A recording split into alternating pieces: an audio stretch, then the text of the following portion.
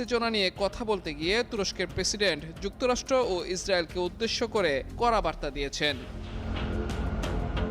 Erdogan বলেন, Lebanon বা ইরানের উপর যে কোনো হামলাকে তুরস্কের উপর হামলা হিসেবে বিবেচনা করা হবে। সেই সঙ্গে প্রয়োজনে ইসরায়েলের বিরুদ্ধেও পদক্ষেপ নেওয়া হতে পারে বলে সতর্ক করেছেন তিনি।